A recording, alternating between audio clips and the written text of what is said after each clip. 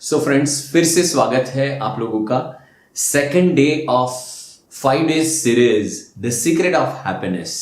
दूसरा सीक्रेट है you need to recognise one thing, happiness is your basic nature.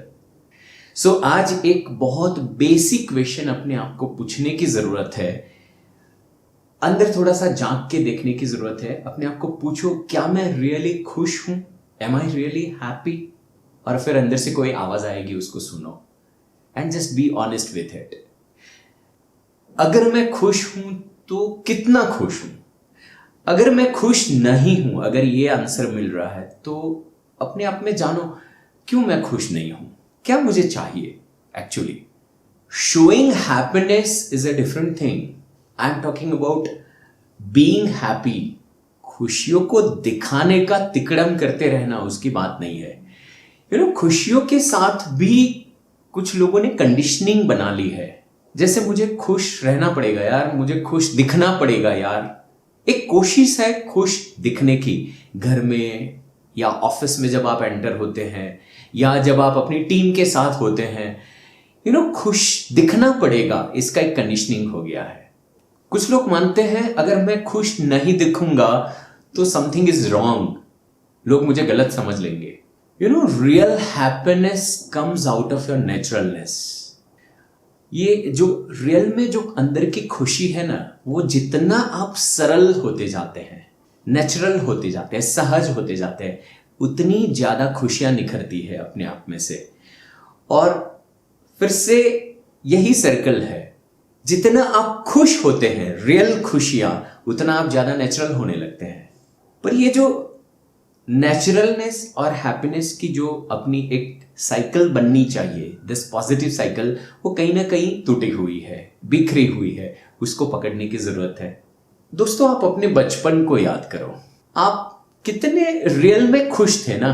आप nature को देखो, आप कहीं पे घूमने चले जाते हैं, पेड़ों को देखते हैं, नदियों को देखते हैं, कुछ नहीं तो ऊपर आकाश में बादल को देखते जाओ, आकाश को देखते जाओ, अनंत आकाश को देखते जाओ।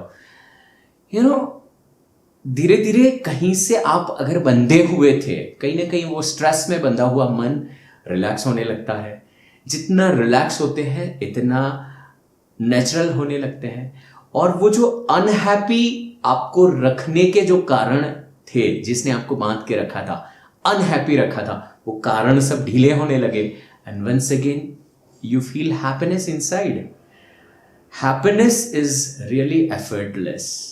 स्ट्रेस में रहने में एफर्ट है, कुछ आपने पकड़ के रखा है, पर जैसे ही वो जो अंदर पकड़ा हुआ है उसको छोड़ देते हैं और आप खुश होने लगते हैं।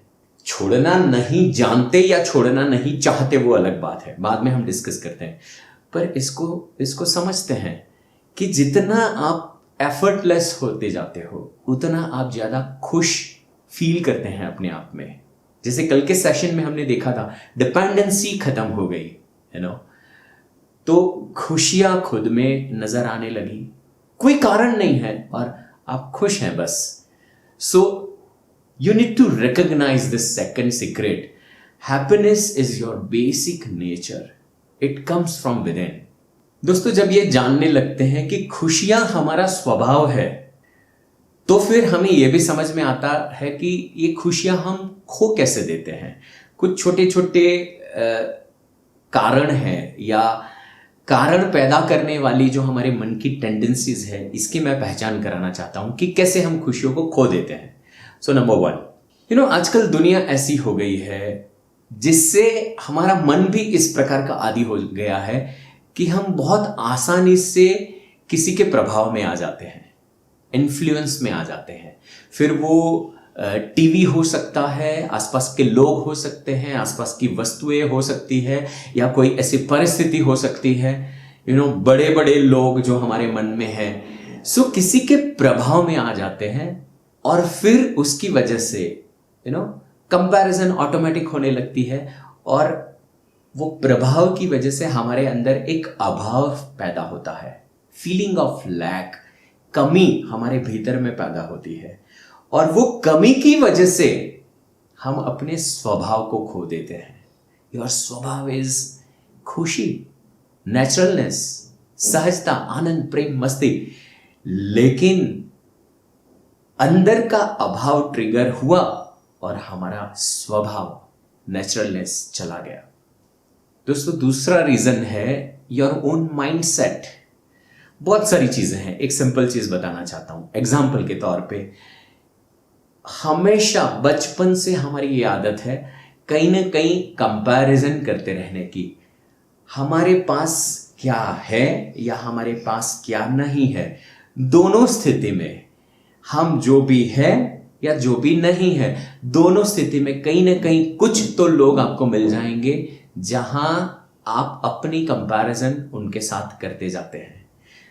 यहां थे तब भी करते थे, यहां पहुंचने के बाद भी कुछ लोग ऐसे मिल जाएंगे जो आपसे ऊपर है, और वो भी डिसाइड कौन करता है? आप खुद ही कर लेते हैं कि ये मेरे से ऊपर है, और फिर आप अपनी कंपैरिजन उनके साथ करते रहते हैं।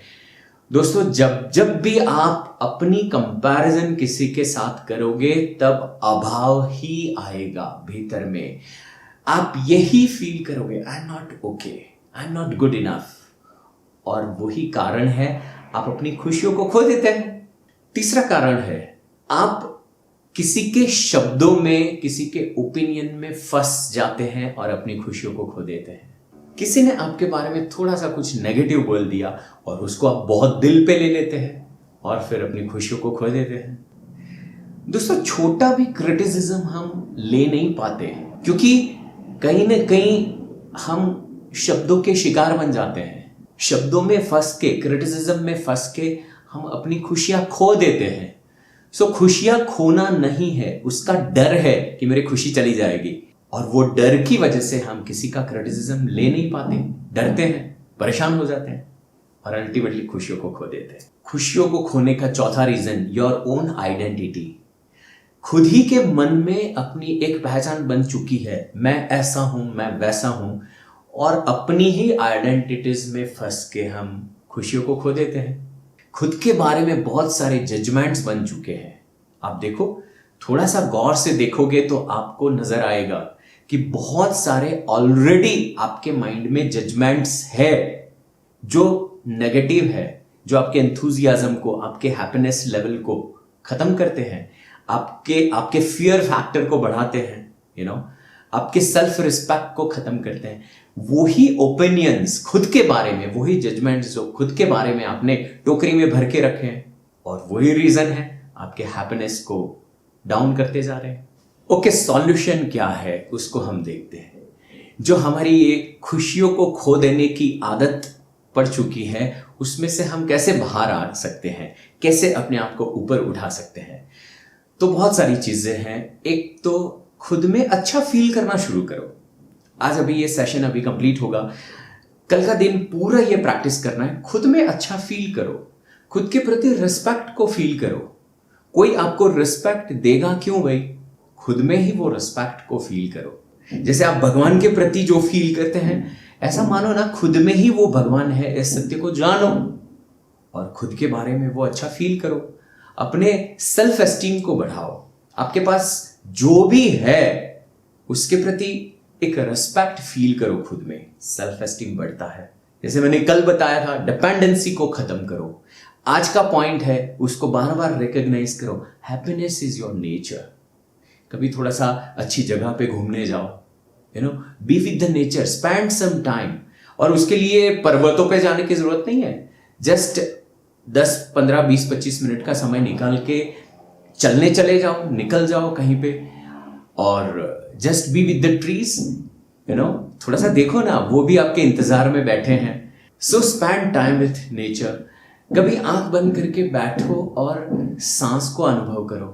When you are so stressful, close your eyes, sit down and just observe your breath. Once again, happiness का लेवल ऊपर उठने लगेगा और स्ट्रेस का लेवल दूर चला जाएगा। It's very simple things, but you need to really practice, my dear friends. आज मैं आपको एक चीज अपील करना चाहता हूं। मेरा आपके साथ का जो कनेक्शन बनता जा रहा है उस आधार पे कि आप कम से कम अपने 2 दोस्तों को आज के दिन में इंस्पायर कर सकते हैं ये मेरी चैनल को सब्सक्राइब करने के लिए। See, I am very clear about my own intention. ये चैनल के माध्यम से मैं रियली कुछ शेयर करना चाहता हूं लोगों से, और ऐसी चीज शेयर करना चाहता हूं जिससे व्यक्ति की एनर्जी लेवल अप हो, खुशियां बढ़े। मैं चाहता हूं कि आज आप एटलीस्ट 2 व्यक्ति को इंस्पायर करें ये अपने फैमिली में जुड़ने के लिए, चैनल को सब्सक्राइब करने के लिए, और give lot of comments, give lot of likes. कल फिर से मिलते हैं शाम को 7 बजे एक नेक्स्ट अमेजिंग सीक्रेट के साथ। Thanks for watching.